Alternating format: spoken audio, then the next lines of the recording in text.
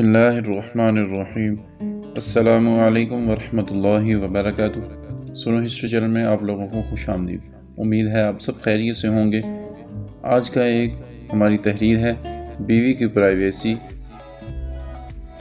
ایک بات خوب سمجھ لو کہ نہ بیوی اپنے رشتہ دار کو شوہر کی اجازت کے بغیر گھر میں رکھ سکتی ہے اور نہ شوہر اپنے کسی رشتہ دار کو بیوی کی اجازت کے بغیر اس کے گھر میں رکھ سکتا ہے۔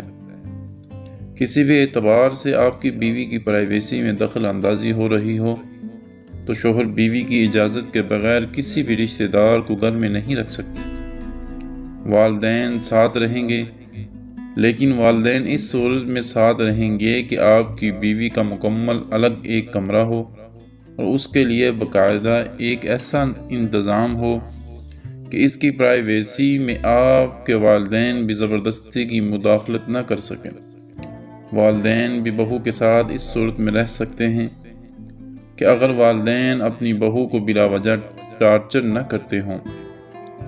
اگر شوہر کو یہ اندازہ ہو گیا کہ میں نے بیوی کو گھر میں الگ کمرہ لے کر دیا ہوا ہے، اس کے باوجود میری اماں بار بار میری بیوی کو ٹینشن دیتی ہے، تو پھر شوہر پر لازم ہے کہ آپ اپنی بیوی کو اپنی اماں سے الگ رکھیں، کیونکہ عورت جب شادی کر کے آئی ہے تو وہ ٹینشن لینے کے لیے نہیں آئی، وہ لائف کو انجوائے کرنے کے لیے آئی ہے۔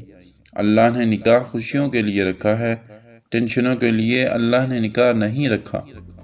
مسئلہ در حقیقت یہی ہے کہ بیوی کو الگ گھر میں رکھا جائے اور والدین کو الگ گھر میں رکھا جائے، لیکن اگر ممکن نہ ہو تو الگ پورشن یا کمرہ تو لازمی دیا جائے۔ جوائنٹ فیملی کے جو فائدے ہیں وہ بہت زیادہ ہیں۔ اکٹھے رہنے میں جو برکتیں ہوتی ہیں وہ الگ رہنے سے نہیں ملتی، لیکن یاد رکھو کہ اکٹھے رہنے کے بعد کچھ اصول ہیں۔ دل کو بڑا کرنا پڑتا ہے، برداشت پیدا کرنی پڑتی ہے، اور یہ برداشت آج کل مارکیٹ میں شارٹ چل رہی ہے۔ اس لیے ہم لوگوں کو آج کل یہی مشورہ دیتے ہیں کہ جب تم شادی کرو تو بیوی کو الگ گھر میں لے کر آؤ یا پھر الگ پورشن یا کمرہ ضرور دو۔ والدین غصہ کرتے ہیں کہ ہم نے پال پوس کر بچے کو جوان کیا اور ہم سے ہمارا بیٹا الگ ہو گیا۔ ارے بھائی، وہ قیامت تک کے لیے الگ نہیں ہو رہا، وہ روزانہ آپ سے ملاقات کرے گا، آپ کی خدمت بھی کرے گا، اور بچے کو چاہیے بھی آپ کی خدمت کرنی چاہیے۔ اگر وہ الگ گھر لے رہا ہے، اس کی بیگم کو بھی چاہیے الگ گھر میں رہ رہی ہے۔ اس لیے میرے بھائی، افضل یہی ہے کہ بہتر یہی ہے کہ اگر فساد سے بچنا چاہتے ہو تو الگ گھر یا پورشن کا انتظام پہلے کرو اور شادی بعد میں کرو۔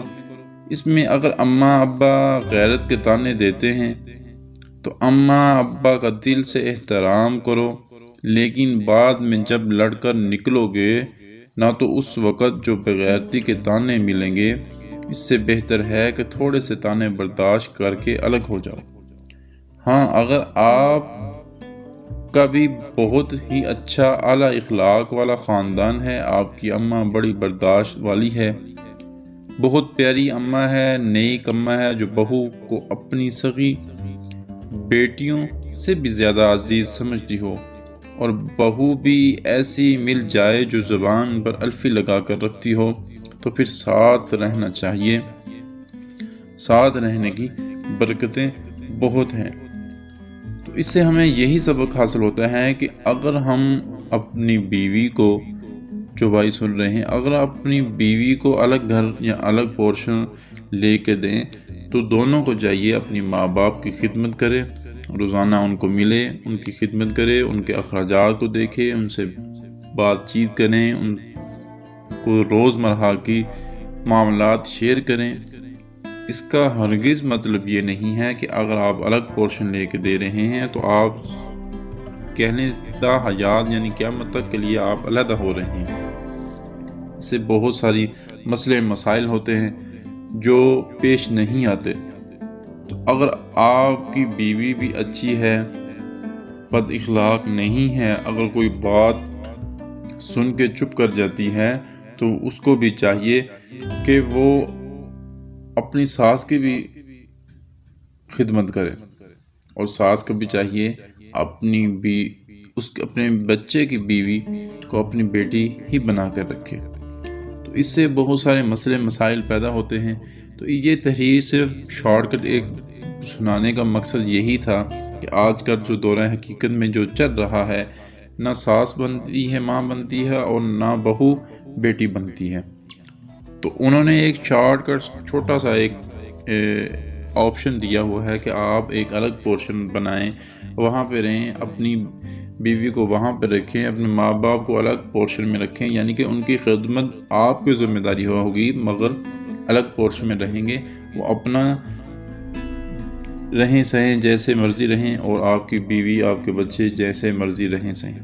اس سے ہمیں یہی سبق حاصل ہوتا ہے کہ زندگی کو آسان بنائیں اور اچھا اخلاق رکھیں اپنا، اور پھر نہ ہی یہ نوبت آتی ہے یہ الگ پورشن لینے کی۔ اگر کوئی بات ہو جاتی ہے تو برداشت کرنی چاہیے، بیوی کو بھی برداشت کرنی چاہیے اور ماں کو بھی برداشت کرنی چاہیے، کیونکہ جب ماں باپ بوڑھے ہو جاتے ہیں تو ان کی جو عادت ہوتی ہے وہ بچوں کی، ان کی نیچر ان کی بچوں کی طرح ہو جاتی ہے، ایک بات کو بار بار دہراتے ہیں، اور ان کو جو کام اچھا نہیں لگتا وہ پھر کہہ دیتے ہیں۔ تو ینگ جنریشن ہے، جو ہم لوگ ہیں، ہم وہ کام نہیں کر سکتے جو انہوں نے وہ کیے ہوتے ہیں، انہوں نے اپنی زندگی پوری گزاری ہوتی ہے۔ تو اس لیے ہمیں چاہیے کہ ہم سب سے اچھی بات یہی ہے کہ ہم اکٹھے رہیں اور اپنا اخلاق کو بہترین کریں، اور اکٹھے رہنے سے بہت ساری برکتیں نازل ہوتی ہیں۔ تو امید ہے آج کا ٹاپک آپ کو پسند آیا ہوگا۔ اگر آپ میرے چینل پہ نیو ہیں تو پلیز ایسے ٹاپک، ایسے ویڈیو تحریریں سننے کے لیے میرے چینل کو سبسکرائب کر دیں، اور ساتھ ہی بیل آئیکن کے بٹن کو ضرور دبایا کریں، اور آگے دوستوں کے ساتھ ضرور شیئر کریں۔ تب تک کے لیے اجازت دیں، اپنا بہت سارا خیال رکھیے گا، اور مجھے دعاؤں میں یاد رکھیے گا۔ اللہ حافظ۔